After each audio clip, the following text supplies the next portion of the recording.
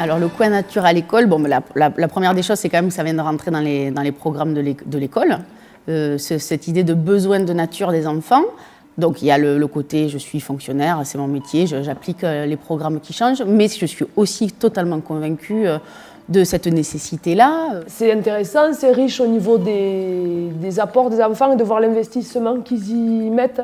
C'est vrai que l'observation et les échanges qu'il peut y avoir de manière informelle sont riches, aussi riches que les temps de classe.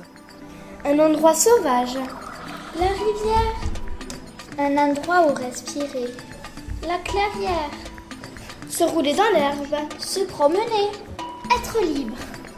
Un espace dans l'école où on puisse observer la faune, la flore, découvrir les concepts fondamentaux des sciences au quotidien, régulièrement. Des fois pour le plaisir, des fois dans une relation artistique et des fois vraiment pour les connaissances et les apprentissages. Voilà, c'est quelque chose qui me parle et que je trouve évident. Alors ça peut être par exemple un jardin potager avec quelques plantations potagères au cours de l'année. Il peut s'agir également d'un hôtel à insectes, à petites bêtes qui va accueillir différents insectes, arthropodes, etc. Il peut s'agir aussi d'une mare pédagogique, alors c'est peut-être des projets plus ou moins ambitieux.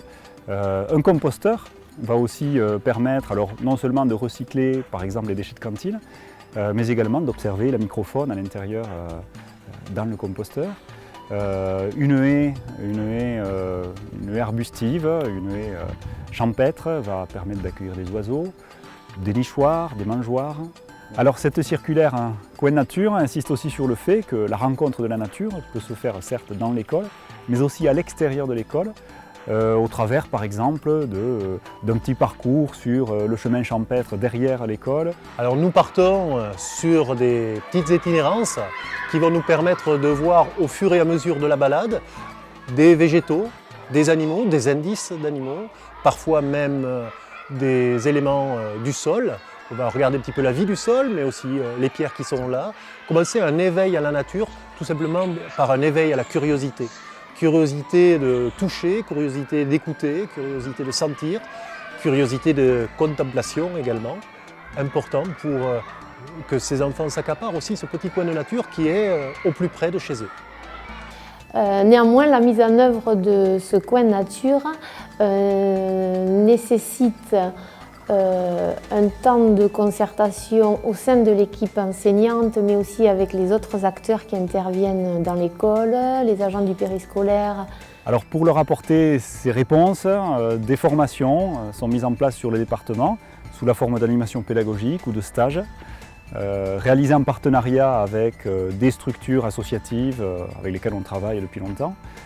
Et donc le but de ces stages est de leur apporter des réponses très pratiques sur la mise en place de coins nature depuis le tout début du projet, l'implication des premiers partenaires, jusqu'à la concrétisation en classe et les apports d'apprentissage avec les élèves.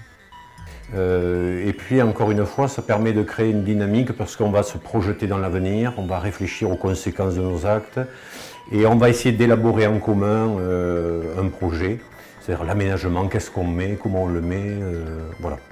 Pour moi, là, c'est la même chose. Pour les enfants, c'est très motivant d'observer, de faire, d'agir, d'être face à du vrai. On ne fait pas des leçons de choses à l'école aujourd'hui. Dans cette école Tarbèze, on s'est rendu compte qu'on avait des habitants un petit peu particuliers qui avaient laissé leurs traces sur des appuis de fenêtres sous forme de guano. Et grâce à l'enquête que nous avons menée avec le concours du CPIE, on a pu savoir qu'on avait des petites pipistrelles qui nichaient dans une des fentes au-dessus des fenêtres de la classe. On a pris une photo dans la fente et on a vu qu'il y avait une petite chauve-souris. Donc on a fait on a cherché quelle chauve-souris ça pouvait être et c'était une pipistrelle. On voulait savoir si en hiver elles étaient là, si elles hivernaient, si elles hibernaient ou si elles rentraient en léthargie. Créer un lieu de vie vert au cœur de l'école. Depuis la création de cet espace, donc très récent, déjà on remarque une évolution de la part du comportement des enfants qui, en dehors des temps de classe, sur des temps informels, vont dans ce coin nature pour observer ce qu'ils ont planté, ce qu'ils ont semé.